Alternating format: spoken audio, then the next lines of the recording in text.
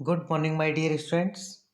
Last class में हमने ऐसी प्रॉब्लम्स के बारे में डिस्कस किया है जिनमें आपके पास एक से ज़्यादा ऑपरेटर्स गिवन थे और आपने क्या किया था, उन सभी ऑपरेटर्स को किसी एक पर्टिकुलर ऑपरेटर में कन्वर्ट करके और फिर उसकी डेफिनेशन उस गिवन फंक्शंस वगैरह पे अप्लाई करके आप उसे सॉल्व कर रहे थे। ठीक है स्टूडेंट्स, आज की क्लास में हम एक इम्पॉर्टेंट प्रॉब्लम को पढ़ने जा रहे हैं और इस प्रॉब्लम का कंसेप्ट क्या है स्टूडेंट्स, ये आप ऐसे समझ सकते हो। जैसे मान लो आपके पास एक टेबुलर रिप्रेजेंटेशन दे रखा है, टेबल के रूप में आपके पास एक्स और वाई के मान दे रखे हैं। जैसे ये फर्स्ट रो एक्स के लिए यूज हो रही है, सेकंड रो वाई के लिए। एक्स के मान जैसे मान लो 1 है, 2 है, 3 है, 4 है, 5 है और 6 है। ठीक है, ये आपको x की वैल्यूज़ दे रखी हैं और x की वैल्यूज़ के करस्पॉन्डिंग y की कुछ मान दे रखे हैं। जैसे मान लो 1 पे मान लो 2 दे रखा है, 2 पे मान लो अभी आपको कुछ दे नहीं रखा है, क्वेश्चन मार्क है, मतलब बताना है आपको। 3 पे आपको मान लो जैसे 5 दे रखा है, 4 पे जैसे मान लो आपको 1 दे रखा है और 5 पे मान लो आपको अननोन है, फिर से मतलब आपको फाइंड आउट करना है। और 6 पे मान लो जैसे 7 दे रखा है।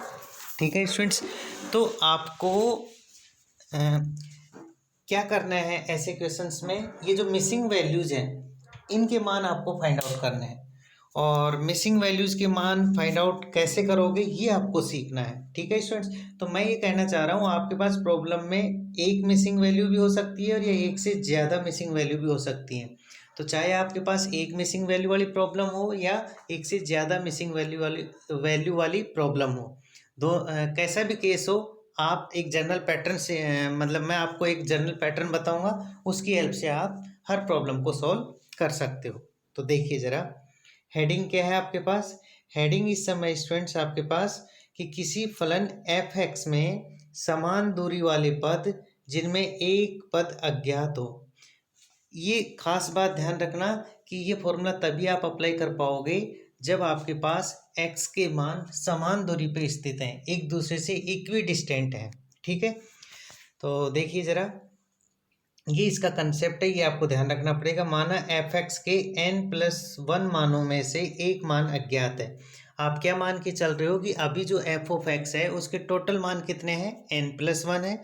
उसमें से कितनी मिसिंग वैल्यू है, एक मिसिंग वैल्यू है। मतलब आपके पास n+1 मान है, तो इसका मतलब n तो नॉन है और एक आपके पास अज्ञात है। ठीक है, आपको इस अज्ञात का मान निकालना है। ठीक है, अतः दिए गए n मान के लिए एफ एक्स को n-1 कोटि के बहुपद के रूप में लिखा जा सकता है।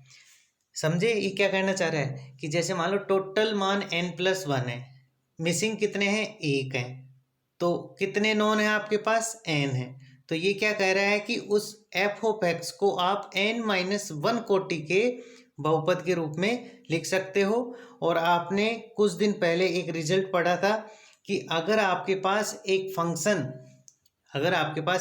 एफ ऑफ एक्स है, ठीक है, तो उसके लिए n-1 व अंतर अचर होगा, n व अंतर क्या होगा, उसका शून्य होगा। ये मैंने आपको पहले बता रखा है। ठीक है, तो देखिए ज़रा, तो यहाँ पे जो फंक्शन है एफ ऑफ एक्स, उसका n-1 व अंतर तो क्या है, कांस्टेंट आएगा और n व अंतर आपका क्या आएगा, 0 आएगा। ठीक है, फिर इसके बाद कल की क्लास में, जो लास्ट क्लास थी, उसमें मैंने बताया था कि e बराबर 1+डेल होता है, तो डेल का मान यहाँ से क्या आ जाएगा, e-1 आ जाएगा। ये रखा है। ठीक है स्टूडेंट्स, अब ये e-1 की पावर n है, तो इस पे आप क्या लगा दीजिए, वही एक्सपेंशन लगा दीजिए। तो जब आप एक्सपेंशन लगाओगे तो देखो, पहली टर्म e की पावर n, दूसरी टर्म क्या आएगी, देखो यहाँ पे बीच में माइनस लगा हुआ है, पावर पॉजिटिव है। ठीक है, तो आपके साइन मतलब प्लस माइनस अल्टरनेट चलेंगे। ठीक है, तो पहला पॉजिटिव, दूसरा नेगेटिव, तीसरा positive, next negative, then next positive, then next negative, ऐसे चलता जाएगा। ठीक है, तो यहाँ पे आप देख सकते हो,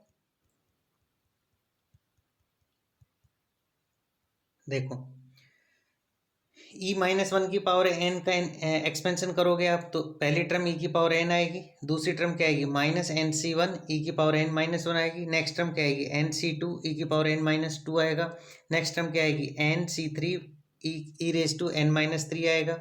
और लास्ट में आपके पास वन आता है, लेकिन वो पॉजिटिव आए या नेगेटिव आए ये फिक्स नहीं होता है, क्योंकि अगर एन आपका ओड है या इवन है उसके अकॉर्डिंग प्लस माइनस आता है। तो उस प्लस माइनस वन को मेंटेन करने के लिए माइनस वन की पावर एन इंटू वन कर लेते हैं, और बाहर ऑलरेडी आपका फंक्शन एफ ऑफ एक्स चल रहा है। ठीक है स्टूडेंट्स, अब क्या किया मैंने, ये जो बाहर एफ ऑफ एक्स है इस ब्रैकेट के, ये राइट हैंड साइड से ऑपरेट है, तो मैं सब टर्म्स पे ले आऊंगा। इस एफ ऑफ एक्स को इस टर्म पे भेजोगे तो ई की पावर एन एफ एक्स बना, इस टर्म पे सेंड करोगे तो क्या बनेगा, minus N C one E N minus one F of X बनेगा। एन सी टू ई की पावर एन माइनस टू पे एफ ऑफ एक्स आएगा तो कुछ ऐसा बनेगा। तो ये एफ ऑफ एक्स को आपने ऑपरेट कर दिया इस ब्रैकेट की प्रत्येक टर्म पे, तो आपके पास ऐसी कुछ इक्वेशन आ जाएगी, ये इस तरह की आ जाएगी। ठीक है स्टूडेंट्स, अब देखिए जरा ध्यान से, ई की power N F of X, मतलब आपने इस फंक्शन एफ ऑफ एक्स पे शिफ्ट ऑपरेटर यूज किया है कितनी बार, एन टाइम्स। तो ये क्या हो जाएगा स्टूडेंट्स, ये हो जाएगा F of X plus N H हो जाएगा। होगा या नहीं होगा, डेफिनेशन लगाई है मैंने। ठीक है, तो मैं क्या करूंगा, प्रत्येक टर्म पे शिफ्ट ऑपरेटर की डेफिनेशन लगा दूंगा उसकी पावर देखकर।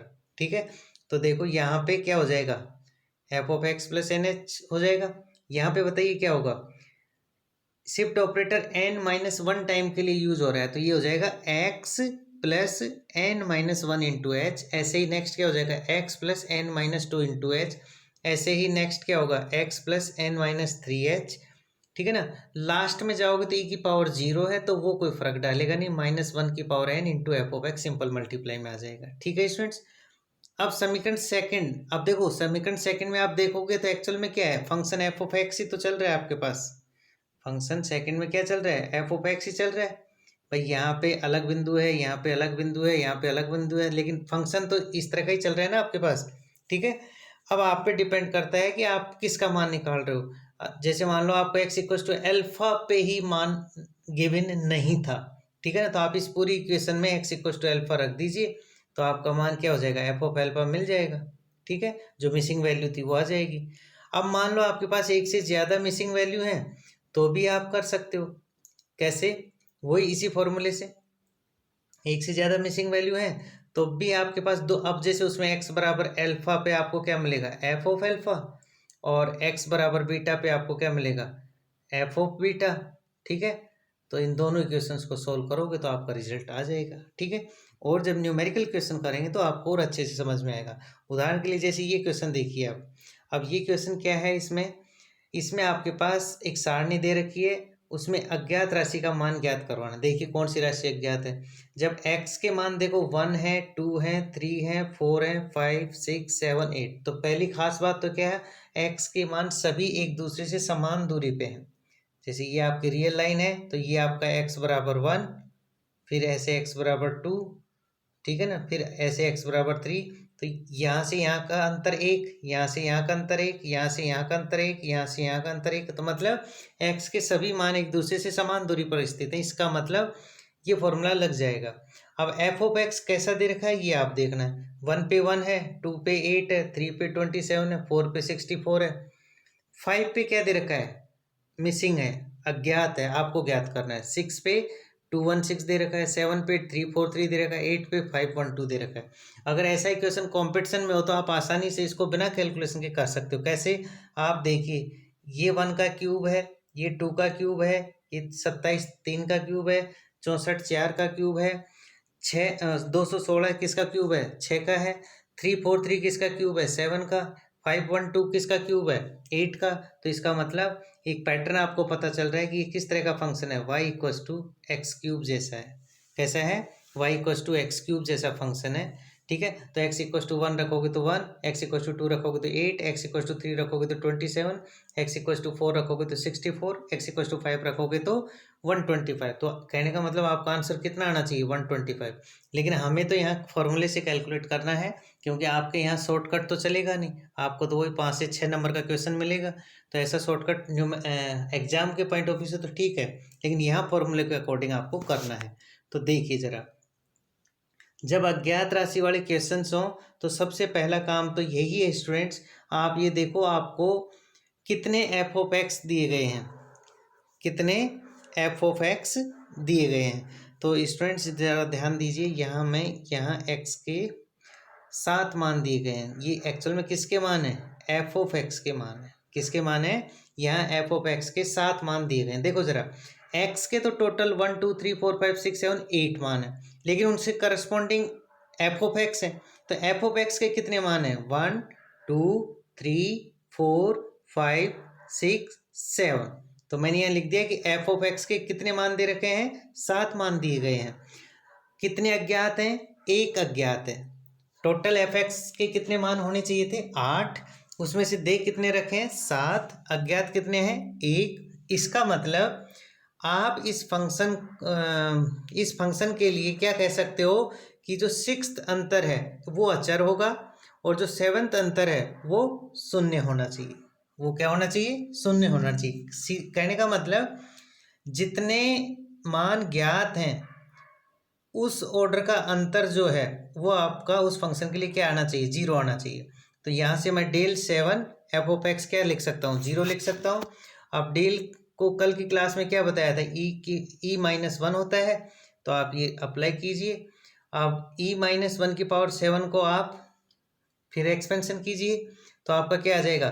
701 E7 minus 7C1 E6 plus 7C2 E5 minus 7C3 E4 plus 7C4 E3 minus 7C5 E2 plus 7C6 E minus 7C7 E की पावर 0। लास्ट में जो 7C7 आ रहा है उसके साथ एक्चुअल में E की पावर 0 है। ठीक है, ये होपफुली आपको आता होगा, बाइनोमियल एक्सपेंशन वगैरह में आपने खूब किए हैं। ठीक है, और नहीं भी अगर आपको क्लिक कर रहा है तो आप एक बार 11th-12th की बुक देख सकते हैं, या आ जाएगा। ठीक है, अब जरा ध्यान दीजिए स्टूडेंट्स को, ये जो 7C0 है, 7C1 है, 7C2 है, 7C3 है, इनको कैलकुलेट करने में ज़्यादातर स्टूडेंट्स गलती करते हैं। तो मैं आपको समझा दे रहा हूँ, शॉर्ट ट्रिक बता रहा हूँ, तो आप तो उसको ध्यान रखिए। ये ध्यान देना कि 7C0 क्या 7C0 ये हमेशा आपका कितना होता है? 1 होता है। क्या होता है? 1 होता है। जैसे मैं आपसे कहूँ 5C0 बताओ तो आप कहोगे 1। मैं कहूँ कि 100C0 बताओ तो आप आंसर क्या कहोगे? 1। कब 1 कहोगे? जब ये जो सफिक्स में नंबर 0 आता है, ऊपर चाहे कुछ भी हो, सफिक्स में जब 0 आता है तो हमेशा 1 होता है। वैसे मैंने फॉर्मूले से इसको कैलकुलेट कर रखा है। फॉर्मूला क्या होता है? एनसीआर का फॉर्मूला होता है n फैक्टोरियल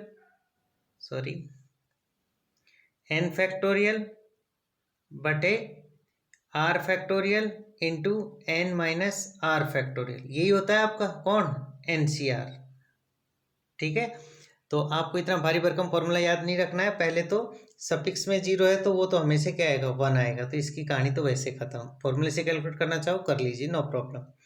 अब जैसे मान लो आपको 7C1 निकालना है। क्या निकालना है? 7C1 निकालना है। ठीक है, तो एक तरीका तो ये कि आप मेथड लगाओ 7CR मतलब NCR वाला। अगर आप मेथड नहीं लगाना चाहते हो, जल्दी सोल्व करना चाहते हो, तो आप इसे क्या लिखो? देखो ये 7 है ऊपर, तो नीचे कितना है? 1 है।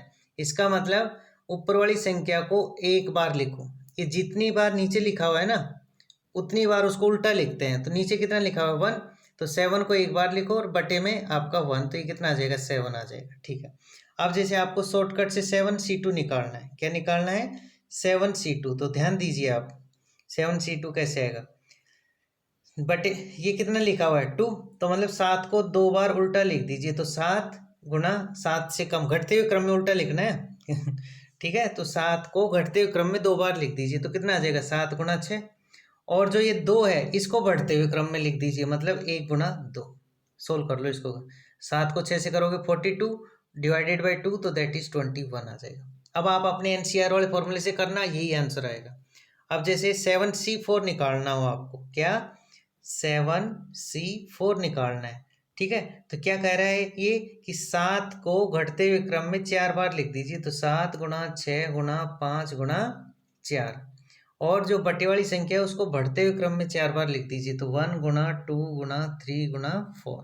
ओके, 4 से 4 कैंसिल, 3 इंटू 2 6, ये 6, तो 7 पंजू 35, तो ये 35 आ जाएगा। तो ऐसे आप किसी को भी चेक कर सकते हो। ये मैंने यहाँ 1 बाई 1 करके समझा रखा है। मतलब उस फॉर्मूले में जो 7C0 7C1 7C2 7C3 ये आ रहे थे, उन सब के मान मैंने यहाँ पे पुट कर दिए हैं तो ये आपका बच जाएगा। बाहर क्या है, एफ ऑफ एक्स। अब जैसे ही आपको ई की पावर समथिंग दिखाई दे, एफ ऑफ एक्स दिखाई दे, तो उस एफ ऑफ एक्स को उसके साथ लाने की कोशिश करें।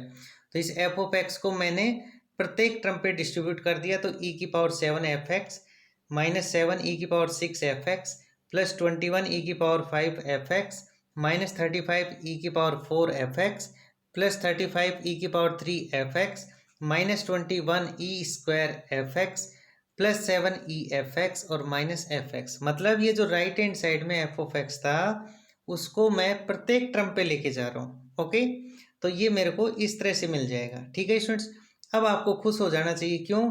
क्योंकि आपको पता है इसका फॉर्मूला क्या होता है। इस फंक्शन एफ ऑफ एक्स पे क्या ऑपरेट हो रहा है, शिफ्ट ऑपरेटर। कितनी बार? 7 टाइम्स। तो ये कैसा हो जाएगा, एफ ऑफ एक्स प्लस 7। ये क्या हो जाएगा, -7 तो बाहर है, और ये हो जाएगा एफ ऑफ एक्स प्लस 6, और ये क्या हो जाएगा 21 ऑलरेडी आउटसाइड है, तो ये एफ ऑफ एक्स प्लस 5। ये क्या हो जाएगा, एफ ऑफ एक्स प्लस 4। ये क्या हो जाएगा, एफ ऑफ एक्स प्लस 3। ये आपका क्या है, एफ ऑफ एक्स प्लस 2। ये एफ ऑफ एक्स प्लस 1, और लास्ट में ई की पावर 0 था, तो x प्लस 0 अगेन आपका क्या हो जाएगा, x ही रह जाएगा, तो ये एफ ऑफ एक्स आ जाएगा। ठीक है, ये आ जाएगा। अब आप स्टूडेंट्स देखिए कि आपको मान क्या फाइंड आउट करना था। एक्चुअल में आपको मान फाइंड आउट करना था, एक बार वहाँ चलते हैं क्वेश्चन में। आपको मान फाइंड आउट करना है मिसिंग वैल्यू का, और मिसिंग वैल्यू एक्चुअल में क्या है, जब x का मान 5 है तो एफ ऑफ एक्स का मान नहीं पता है, तो मतलब आपको फाइंड आउट करना है एफ ऑफ 5 फाइंड आउट करना है। क्या फाइंड आउट करना है, एफ ऑफ 5। अब एफ ऑफ 5 कैसे मिले आपको, तो वो बड़ा आसान सा है। देखो जरा, आपके पास इक्वेशन नंबर फर्स्ट यही तो बनी है ना, देखो इस इक्वेशन को, ये बन गई है आपके पास। ठीक है, अब इसमें एफ ऑफ 5 बनाना है तो बिल्कुल आसान सा है। आपको मिसिंग तो एक ही मान है, x बराबर 1 पे भी मान दे रखा है, x बराबर 2 पे भी दे रखा है, x बराबर 3 पे भी दे रखा है, x बराबर 4 पे भी दे रखा है, x बराबर 6 पे भी गिवन है, और x बराबर 7 पे भी गिवन है, और x बराबर 8 पे भी गिवन है। तो आप क्या करो, इस फर्स्ट इक्वेशन में x बराबर 1 रख दो, x बराबर 1। तो जैसे ही x बराबर 1 रखोगे तो एफ ऑफ 8, ये क्या बनेगा, एफ ऑफ 7। ये क्या बनेगा, F of 6, F of 5, F of 4, F of 3, F of 2, F of 1। अब जरूरत किसकी है, एफ ऑफ 5 की। तो इस टर्म को तो सेव रखेंगे, बाकी सबके मान रखेंगे। अब एफ ऑफ 8 ये कहाँ से आएगा, तो ये टेबल से आएगा। एफ ऑफ 8 का मतलब समझ रहे हो आप क्या है, एफ ऑफ 8 का मतलब क्या है कि फंक्शन की वैल्यू किस पॉइंट पे, x बराबर 8 पे। तो आप टेबल को जाकर देखोगे तो x बराबर 8 पे फंक्शन की वैल्यू 512 लिखी हुई है। कितनी लिखी हुई है, 512। -7 ऐसे कैसे, और ये क्या है, एफ ऑफ 7, मतलब फंक्शन की वैल्यू x बराबर 7 पर। तो टेबल में आप जाके देखिए x बराबर 7 पे फंक्शन की वैल्यू कितनी है, 343। ऐसे 6 पे वैल्यू कितनी है, 216। लेकिन 5 पे वैल्यू नहीं दे रखी, ये आपको कैलकुलेट करनी है। 4 पे वैल्यू मिल जाएगी, 3 पे वैल्यू मिल जाएगी, 2 पे मिल जाएगी, 1 पे मिल जाएगी। तो होपफुली ये आप रख लोगे और इसे सोल्व करेंगे, कैलकुलेशन वगैरह करोगे तो ये आपका एफ ऑफ 5 बराबर 125 मिल जाएगा। ठीक है, तो एफ एक्स का मान अज्ञात x इक्वल टू 5 के लिए कितना आ जाएगा, 125 आ जाएगा। ठीक है स्टूडेंट्स, तो बड़ा इंपॉर्टेंट फॉर्मूला है ये, आपके कंपटीशन एग्जाम में भी आता है और आपके आरयू के सिलेबस में भी आता है। ठीक है स्टूडेंट्स, तो आप इसकी प्रैक्टिस अच्छे से कीजिए। बुक में और 2 से 3 एग्जाम्पल दे रखे हैं, लेकिन सबका पैटर्न एक जैसा है तो वो कराने की जरूरत है नहीं। आप एक क्वेश्चन अच्छे से कर लीजिए, आपका हो जाएगा काम। ठीक है, फिर इसका जो लास्ट थ्योरेटिकल टॉपिक है स्टूडेंट्स, फर्स्ट चैप्टर का, relation between delta, nebula, shift operator और D4 होता है डिफरेंशियल ऑपरेटर। जो अवकलन गणित में ऑपरेटर पढ़ते हो उसको बोलते हैं डिफरेंशियल ऑपरेटर। तो मतलब डेल्टा में, नेबुला में, शिफ्ट ऑपरेटर में और डिफरेंशियल ऑपरेटर में क्या रिलेशन होता है ये आपको बताना। तो बड़ा इंटरेस्टिंग रिजल्ट है स्टूडेंट्स, बस आप इसकी स्टार्टिंग याद रखोगे तो बाकी सारे रिजल्ट अपने आप आ जाएंगे आपके सामने। आप इतनी देर से या इतने लेक्चर्स में आपने इन 3 ऑपरेटर्स को तो फ्रीक्वेंटली देखा है, नेबुला को, डेल्टा को और ई को। आपने डिफरेंशियल ऑपरेटर को नहीं देखा है। तो सबसे पहले बात करते हैं अपन डिफरेंशियल ऑपरेटर की। अगर किसी फंक्शन के आगे डी लगा हुआ है तो इसका मतलब उसका एक बार डिफ्रेंशिएशन किया आपने एक्स के रेस्पेक्ट, जनरली यही मानते हैं अपन, ठीक है। और D by D x of x का मतलब एक लिमिट एग्जिस्ट करनी चाहिए एच टेंस टू जीरो, किसकी, F of X plus H minus F of x upon H की। और अवकलन में संकारक डी की परिभाषा से ऐसा हम लिख सकते हैं, ठीक है। अब स्टूडेंट्स इस रिजल्ट को बताने के लिए, इन रिजल्ट्स को एस्टेब्लिश करने के लिए, इनमें रिलेशनशिप फाइंड आउट करने के लिए आपको टेलर थ्योरम का एक्सपेंशन याद होना चाहिए, और वो भी कितने वेरिएबल में, सिंगल वेरिएबल के लिए, ठीक है। तो ये भी आपको अभी याद रखना पड़ेगा, वरना आप बीएससी फर्स्ट ईयर, जो आपकी बीएससी फर्स्ट ईयर की बुक है डिफरेंशियल कैलकुलस, उसमें आपके पास Taylor series, Maclaurin series, Lagrange series, Cauchy, ऐसे इस टाइप की सीरीज के एक्सपेंशन आपने देखे हैं। तो अभी तो आप इतना ध्यान रखो कि सिंगल वेरिएबल के लिए टेलर सीरीज एक्सपेंशन कुछ इस तरह का होता है, F of X plus H बराबर F of X plus H into F dash X plus H square upon 2 factorial F double dash X plus H की power N upon N factorial F की power N X, ठीक है। ये F के ऊपर dash, double dash, triple dash, F N लगे होने का मतलब फंक्शन का इतनी बार डिफरेंशिएशन हो रहा है, ठीक है। अब F of X plus H ऐसे कैसे, इस एफ ऑफ एक्स को ऐसे कैसे, एच को ऐसे कैसे, और ये जो एफ डैश एक्स है इसको मैंने क्या लिख लिया, डी एफ एक्स, अभी थोड़ी देर पहले बताया था अवकल संकारक की डेफिनेशन से, ठीक है। फिर नेक्स्ट टर्म में एच स्क्वायर अपॉन 2 फैक्टोरियल ऐसे कैसे, डी स्क्वायर ऐसे, अच्छा ये एफ डबल डैश एक्स है, मतलब फंक्शन का 2 बार डिफ्रेंशिएशन किया आपने, फंक्शन का 2 बार डिफ्रेंशिएशन, तो कैपिटल डी की टर्म्स में उसे ऐसा लिख सकते हैं। ऐसे यहाँ पे डी क्यूब एफ एक्स बन जाएगा, ऐसे यहाँ पे डी एन एफ एक्स बन जाएगा, ठीक है स्टूडेंट्स। अब देखिए आगे, यहाँ पे 1 इंटू एफ एक्स है, यहाँ पे H D into F x है, यहाँ पे H square upon 2 factorial D square into F x है, यहाँ पे H cube upon 3 factorial D cube into F x है। तो कहने का मतलब इस पूरे ब्रैकेट पे function F x right hand side से ऑपरेटेड है। इस एफ एक्स को अगर आप अंदर लेके आओगे इन टर्म्स पे, तो ये इसमें बदल जाएगा वापस इसी टर्म्स, तो ऐसे लिखो या ऐसे लिखो, बात बराबर है, ठीक है। अब देखिए जरा ध्यान से, ये एक्चुअल में किसका एक्सपेंशन है, ये ई की पावर एक्स जैसा एक्सपेंशन है। ई की पावर एक्स का एक्सपेंशन बोलो क्या है, ई की पावर एक्स का एक्सपेंशन है 1 plus x square by 2 factorial plus x cube by 3 factorial. अब थोड़ी देर एक्स को आप किससे रिप्लेस कर दो, एच डी से रिप्लेस कर दो, किससे, एच डी से, तो 1 plus H D plus H square D square upon 2 factorial plus H cube D cube upon 3 factorial, ऐसी टर्म्स चलेंगी। तो बस यही किया इसने, क्या कि ये जो ब्रैकेट था, ये वाला ब्रैकेट, ये ई की पावर एच डी का एक्सपेंशन है, बाहर एफ एक्स ऑपरेटेड है और लेफ्ट हैंड साइड में F of X plus H चल रहा है।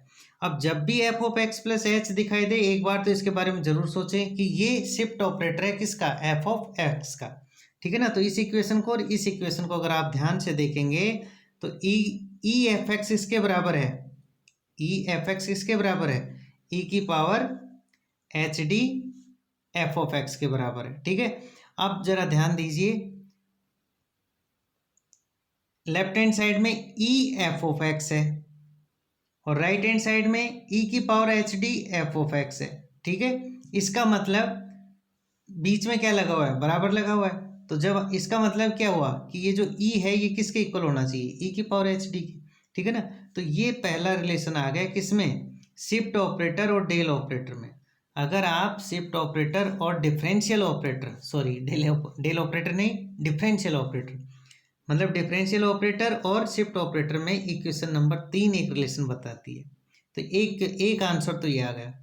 अब दूसरा आंसर कैसे बता सकते हो, आपको पता है कि ई क्या होता है, 1 प्लस डेल होता है, ई क्या होता है, 1 प्लस डेल होता है। और अभी आपको पता है यहाँ से इक्वेशन नंबर 3 से ई कितना है, ई की पावर एच डी, ई कितना है, ई की पावर एच डी, और यहाँ से ई कितना है, 1 प्लस डेल, तो ये 1 प्लस डेल, इसका मतलब ई की पावर एच डी और 1 प्लस डेल एक दूसरे के क्या होने चाहिए, बराबर होने चाहिए। तो मैंने ये दोनों बराबर कर दिए।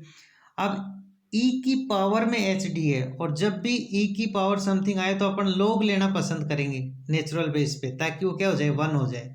तो मैंने क्या किया, नेचुरल बेस पे लोग लिया दोनों तरफ, तो ये तो क्या बच गया, एच डी, और ये क्या बच गया, लोग नेचुरल बेस ई 1 प्लस डेल बच गया। ठीक है, अब आपको छोटी क्लासों में बता रखा है कि लोग 1 प्लस एक्स का एक्सपेंशन क्या होता है, लोग 1 प्लस एक्स का एक्सपेंशन क्या होता है, x minus x square upon 2 plus x cube upon 3, ऐसा होता है।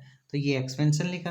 तो यही चीज़ क्या है, देखो लेफ्ट हैंड साइड में तो डेल ऑपरेटर है, और राइट हैंड साइड में कौन सा है, सॉरी, लेफ्ट हैंड साइड में डिफरेंशियल ऑपरेटर है, और राइट हैंड साइड में कौन सा है, डेल ऑपरेटर है। तो ये इक्वेशन बताती है आपको किस में रिलेशन, ये रिलेशन बता रही है डिफरेंशियल ऑपरेटर और डेल ऑपरेटर में। ठीक है, अब फिर आगे नेक्स्ट और देखो, अभी थोड़ी देर पहले आपने समीकरण 3 में यही चीज बताई थी, E बराबर ई एच डी। ठीक है, दोनों का रेसिप्रोकल ले लो, E का रेसिप्रोकल 1/e, E की पावर एच डी का व्युत्क्रम 1/e की पावर एच डी। 1/e को आप E इनवर्स लिख सकते हो, इसको आप E की पावर माइनस एच डी लिख सकते हो। और पिछली क्लासों में इनवर्स शिफ्ट ऑपरेटर को नेबुला की टर्म्स में लिखा था, तो वो ये ऐसा आ जाएगा। अब दोनों तरफ वापस लॉग लीजिए तो ये आ जाएगा, माइनस इससे इधर मल्टीप्लाई कर दो तो ये एच डी बराबर माइनस लॉग आ जाएगा, एच डी बराबर माइनस लॉग 1 माइनस नेबुला आ जाएगा। और log 1 माइनस एक्स का जो log 1 माइनस एक्स का जो एक्सपेंशन होता है उसमें सारे साइन नेगेटिव होते हैं, माइनस का एक्स स्क्वायर अपॉन 2, माइनस का एक्स क्यूब अपॉन 3। तो ये सारे मैंने ये टर्म्स लिख दी हैं, बाहर वाले माइनस से ले जाओगे तो प्लस बना देगा। तो इस तरह से लेफ्ट हैंड साइड तो क्या आ रही है, डिफरेंशियल ऑपरेटर, और राइट हैंड साइड क्या आ रही है, नेबुला में रिलेशन, नेबुला के लिए यूज हो रही है। इसका मतलब ये डिफरेंशियल ऑपरेटर और नेबुला में रिलेशन है। तो काफ़ी इंपॉर्टेंट क्वेश्चन है, एक तरह से आपका आर्टिकल है, थ्योरम की तरह यूज होता है। ठीक है ना, तो इनमें से कोई सा भी रिलेशन आपसे पूछा जा सकता है, तो आप उस चीज़ के लिए मेंटलिटी प्रिपेयर रहें। आज के लिए इतना ही काफ़ी है, थैंक्स।